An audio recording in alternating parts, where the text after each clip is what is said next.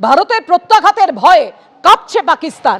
মাঝরাতেই দায়িত্ব দেয়া হলো, আপনাদেরকে জানিয়ে রাখি, আইএসআই প্রধানকে অর্থাৎ পাকিস্তানের গোয়েন্দা সংস্থার প্রধানকে জাতীয় নিরাপত্তা উপদেষ্টার দায়িত্ব দেয়া হলো। আইএসআই এর সঙ্গে পাক এনএসএ অর্থাৎ ন্যাশনাল সিকিউরিটি অ্যাডভাইজারেরও দায়িত্ব সামলাবেন আসিম মালিক। ভারতের ভয়ে মাঝরাতে বড় সিদ্ধান্ত পাক সরকারের। আসিম মালিক তিনি আইএসআই অর্থাৎ পাকিস্তানের গোয়েন্দা সংস্থার পাশাপাশি জাতীয় নিরাপত্তা উপদেষ্টার দায়িত্ব সামলাবেন।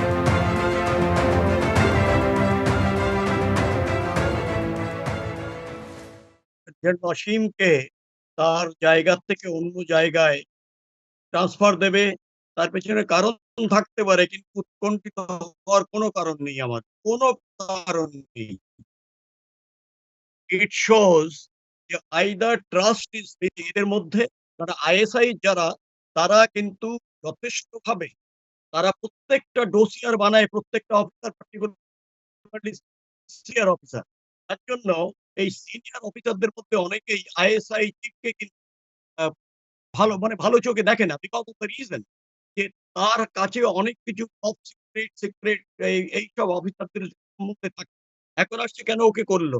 আমার মনে হয় যে আমাদের দেশে যিনি আছেন এনএসএ হিসাবে কিংবা ডেপুটি এনএসএ আছেন যেটা, সেই তাদের তুলনায় তাদের যে ডেপথ অফ নলেজ, তাকে ম্যাচ করার মতো মিনিমাম যে এটা দরকার, এইটা কিন্তু বোধহয় ওরা মনে হচ্ছিল তো ওকে দিয়ে হচ্ছে।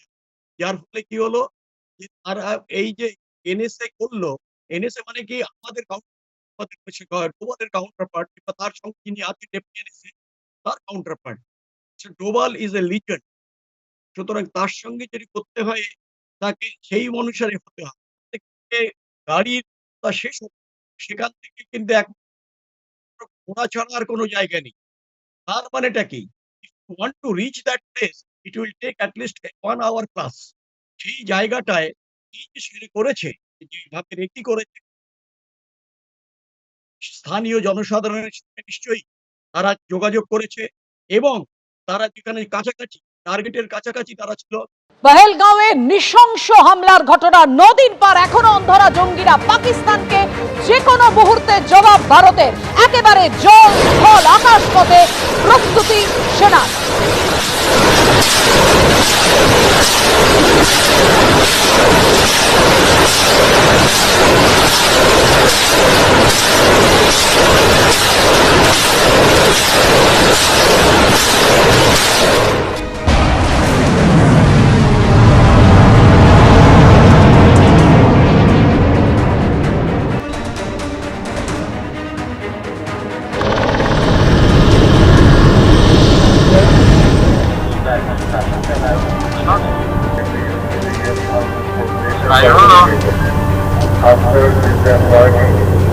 After December, there's no flag.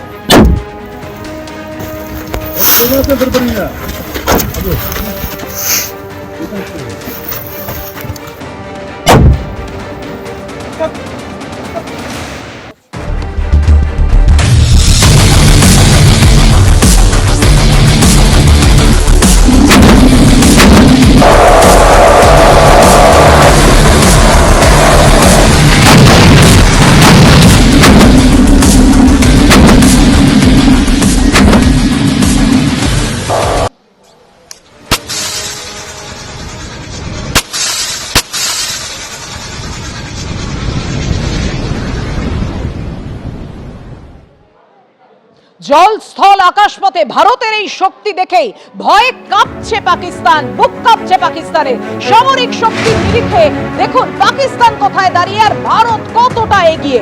ভারতীয় সেনাবাহিনীতে জওয়ানের সংখ্যা 14,55,550, সেখানে পাকিস্তানে মাত্র 6,54,000। ভারতীয় সেনার হাতে 4,201টি ট্যাঙ্ক রয়েছে, পাক সেনার হাতে ট্যাঙ্কের সংখ্যা 2,727, অর্থাৎ প্রায় অর্ধেক। যুদ্ধ বিমানের সংখ্যাও 2,229, সেখানে মাত্র 1,000 পাকিস্তানের হাতে। ভারতের হাতে যেখানে 513টি ফাইটার জেট, সেখানে পাকিস্তানের হাতে মাত্র 328। বুঝতেই পারছেন ভারতের ভান্ডারে যেসব ক্ষেপণাস্ত্র রয়েছে তাও পাকিস্তানের বুকে রীতিমতো কাঁপুনি ধরাতে পারে।